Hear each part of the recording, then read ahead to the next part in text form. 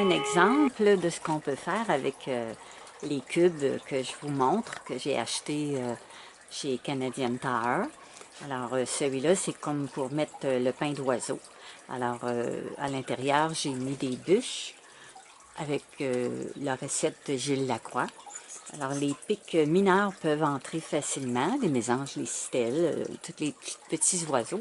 Le pic chevelu a un petit peu plus de difficulté à rentrer. Mais en haut, j'ai laissé un espace dans la largeur de 2 cubes, 2 petits carrés, environ 3 pouces en haut. Alors, pour l'ouvrir, bien, j'ai installé une pince ici. J'enlève la pince, puis je descends en bas. Et puis là, je peux aller remplir mes bûches. Comme ça, ben, les jets bleus ne vont pas me vider ça tout le temps. Et puis les Kiss-Kale ne peuvent pas non plus avoir accès. Alors, j'ai fait un toit avec un morceau de bois. Ça protège un peu plus de la pluie. Un petit pic chevelu. Il y a beaucoup de bébés ce temps-ci. Les oiseaux viennent avec leurs bébés. Le pic chevelu, il faut qu'il trouve l'endroit pour rentrer. J'avais laissé un espace plus grand, mais les jets bleus rentraient. Alors, j'ai restreint un peu la largeur de la base. Alors, c'était juste pour vous donner une idée, pour contrer les gros oiseaux, ceux qui ont des problèmes avec les plus gros oiseaux. Alors là, j'ai diversifié un peu le cube afin de pouvoir mettre plus de bûches à l'intérieur. Alors, je l'ai allongé, j'ai ajouté des grillages en dessous. J'ai toujours ma porte ici pour l'ouvrir. J'ai vissé sur le plafond des crochets pour pouvoir suspendre mes bûches à différentes hauteurs. Au fond, j'ai ma petite maisonnette grillagée pour mettre le pain d'oiseau.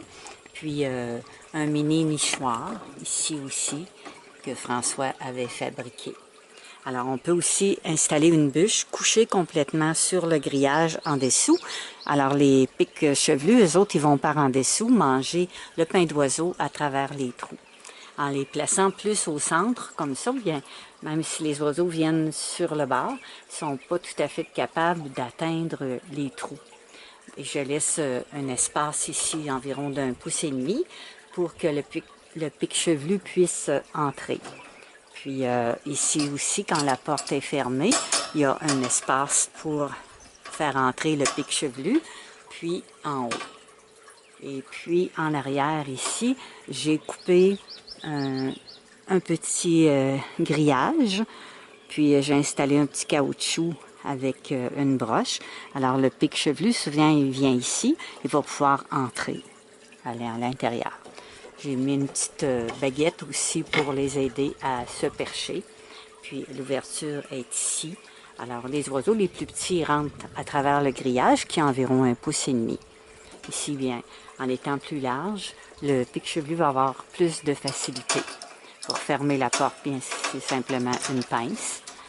Puis j'ai mon espace en dessous. Alors c'était pour vous montrer la diversité de tout ce qu'on peut faire avec ce grillage-là qui est très facile parce que j'ai tout attaché avec des broches. Puis j'ai roulé le bout des broches pour pas que les oiseaux se blessent. On fait un petit tour en le tournant. Alors avec des broches, c'est très très facile d'installer ce qu'on désire pour le pain d'oiseau. C'est la recette de Gilles Lacroix dans son grand livre pour attirer les oiseaux chez soi. Alors, bon visionnement et à très bientôt. Alors, le cube est suspendu avec 2 crochets sur une colonne de galerie sur le bois. Puis, j'ai installé 2 cordons différents qui passent dans le grillage, puis autour de la colonne de la galerie. Alors, c'est très solide. Il n'y a pas de danger que ça tombe. J'ai ajouté 2 petits plateaux dans le fond complètement, sur le grillage du fond, avec des arachides écalés et puis des graines de tournesol décortiquées. Alors, les citelles et les mésanges adorent ça.